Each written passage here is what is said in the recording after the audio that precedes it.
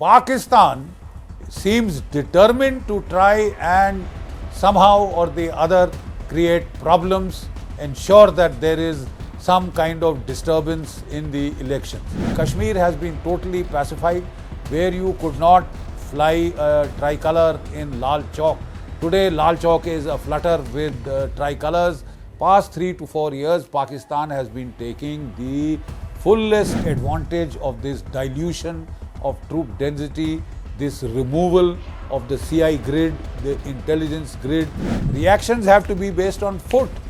Foot infantry has to climb these mountains, get into these dense forests. Pakistan will certainly try and intensify terrorist operations, terrorist depredations during the elections in Kashmir. They have been trying to get through, they have been trying to make big tunnels under the border through which these people have tried to come in.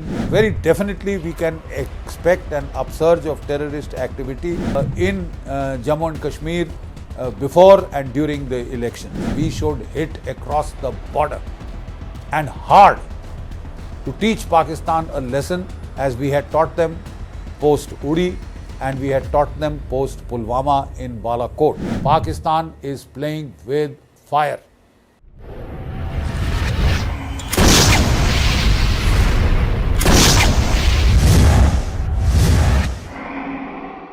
Elections, assembly elections are due in Jammu and Kashmir.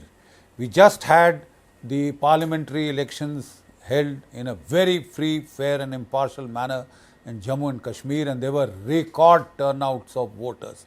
The voters had seen the peace and quiet, they had felt the peace dividend, and they had come out in droves to cast their vote, which was unprecedented, you see.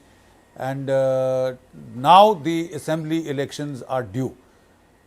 In the mythology that the separatists have conjured up in Kashmir, all blame is laid on the 1987 elections, which are said to have been rigged, and therefore that was seen as the casus belli of the kind of terrorist movement that was unleashed there by Pakistan. How many free and fair elections has Pakistan had? They have had governments imposed by the military, and if not direct ruled by the military for almost 30 years. For the balance 40 years, it is the Pakistani military which has imposed governments there, and yet they were fanning these narratives of stolen elections, etc. 87. So many elections have been held in Jammu and Kashmir. I mean, I was there in many of them. And 2002, we had even international monitors who declared the elections as manifestly free and fair. So I am very sure that Jammu and Kashmir is going to have a very free and fair set of elections, and which should set the road to future progress. But Pakistan seems determined to try and somehow or the other create problems, ensure that there is some kind of disturbance in the elections. The simple fact is, it will be very difficult for Pakistan to do it in the valley per se. That area, when we removed Article 370, we had super saturated the valley with troops. And because it is a flat valley, our reactions of the security forces, army, paramilitary, central police organizations can be vehicle based, at vehicle speeds. And to that extent, Kashmir has been totally pacified, where you could not fly a tricolour in Lal Chowk. Today Lal Chowk is aflutter with tricolors. Today the entire Dal Lake front is aflutter with tricolors. There has been a sea change. The record number of tourists have gone there, giving a big boost to the local economy, and the local people have sensed that what they stand to gain if there is peace and quiet. What Pakistan has been trying to do is, it has seen that because the area south of the Pir Panjal had been pacified in 2003, 4, 5, when I was there, we had broken the back of terrorism completely and it has been lying dormant for good about 10 years or so. So therefore, from that area, because it was dormant, because it had been pacified, the reaction was, the normal reaction was that one, that you tend to become a bit complacent about that area, which has already been pacified. Either the terrorists had been driven across the line of control or pushed into the valley, or they had been killed. It was as simple as that. There was a degree of complacency to begin with, and then troops were moved out from there. The entire uniform force was moved out of the Udhampur Riasi sector and sent towards Ladakh. So quite obviously that diluted the troop density in that area. Then, as I keep saying, that in the time of COVID, for 3 years we stopped all recruitment into the Indian Army. Fortunately, this was not done for the CPOs, but the Indian Army recruitment was stopped for 3 years, and every year 60,000 people retire. So about 1,80,000 people were in effect reduced from the strength of the Indian Army. Now that led to further dilution of density in Rajouri and Poonch. Past 3 to 4 years, Pakistan has been taking the fullest advantage of this dilution of troop density, this removal of the CI grid, the intelligence grid, the flowing of information has ceased. And let me inform my hearers, listeners, that Rajouri and Poonch, Riasi, these are forested areas, hilly areas, difficult terrain, one of the most difficult terrain. Hundreds of people you can hide in those dense forests, and it would take major crackdowns, a large number of troops to ferret them out. Reactions have to be based on foot.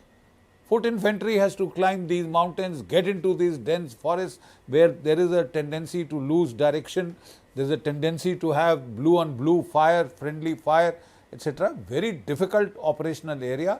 Unfortunately, the troops had been dilated there, giving Pakistan a very easy opportunity to try and rekindle terrorism south of the Pir Panjals. Now, this has caused problems. And Pakistan this year, Modi 3.0, even as the government was being sworn in, they had mounted the attack against the pilgrims in Riasi. It is just lucky that we got away with 12 casualties. The Pakistani aim was to kill all 52 passengers in that bus, creating a serious situation for India on the first day that the Modi government had been installed. We expected a strong trans-border reaction, but instead of that, the government decided to double down and intensify operations in the valley. Over the past 2 to 3 months, about 50 of our Jawans have been martyred in that area because the advantage is with the attacker.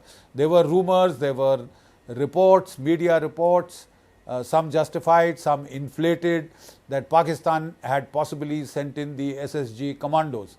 There were definitely reports that there were some ex-SSG officials who had infiltrated into this area, Ilyas, Fauji, etc. Some names were being bandied about in the media with the express aim of trying to disrupt the peaceful elections in Jammu and Kashmir. If they could not do it in Kashmir proper, they try and do it in the area south of the Pir Panjal, where the troop density was relatively far lighter as a result of the earlier decimation of terrorists in this area, and that seems to be the Pakistani plan.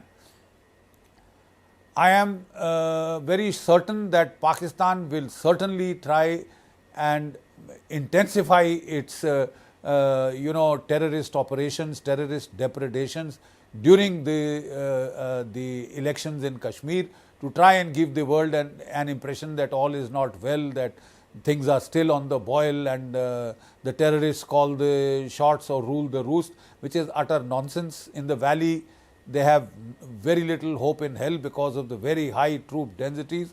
Now this is being rectified. Even south of the Pir Panjal the army has sent in additional troops. Much more are likely to come in at the time of elections, and large number of CPOs are going to be brought in. There is a school of thought that the police and the paramilitary forces, the central police organizations there, are sufficiently now energized to be able to take on the counter-terrorist operation single-handed.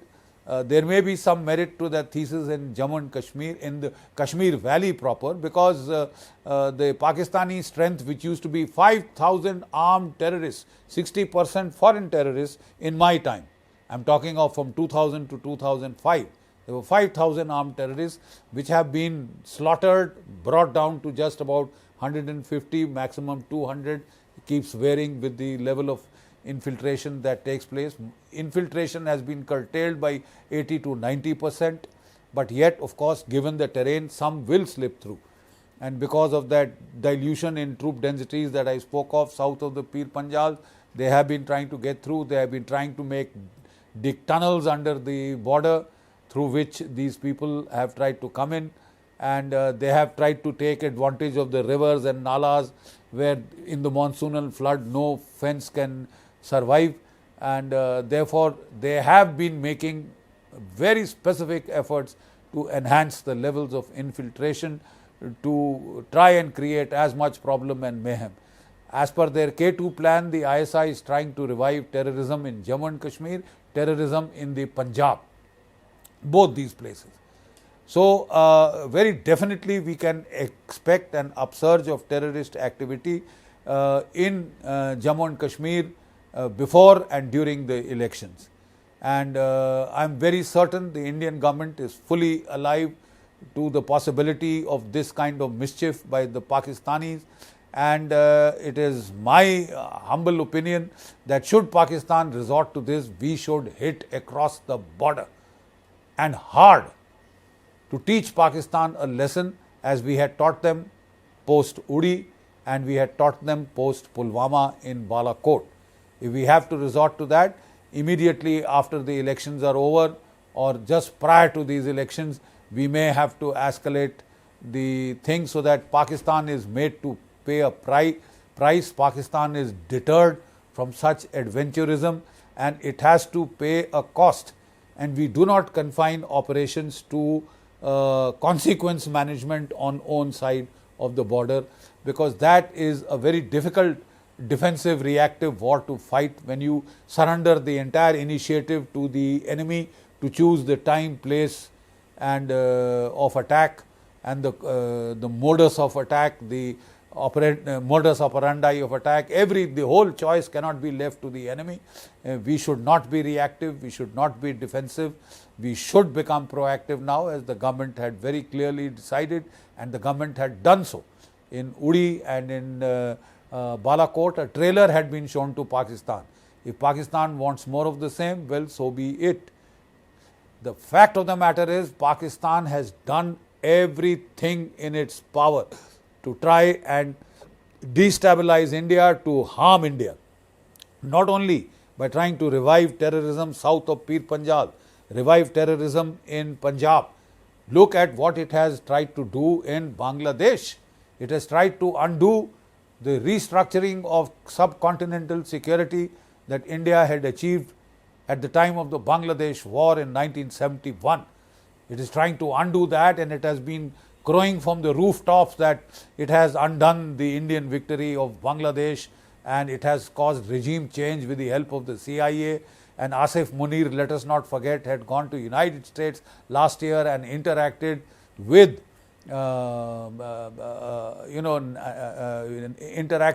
the Pakistani, with the Victoria Nuland, who was the architect of the Maidan coup in Ukraine, who has been the architect of many colored revolutions that the CIA has orchestrated in various parts of the world, the most recent being in Bangladesh and in Dhaka. These are very hostile acts and cannot be taken lying down. Pakistan itself is on the brink of economic collapse and meltdown. The simple fact is that Pakistan's army is in deep trouble. They have had to arrest their former DG ISI. They have put their former Chief General Bajwa, as per some media reports, under house arrest in Pakistan.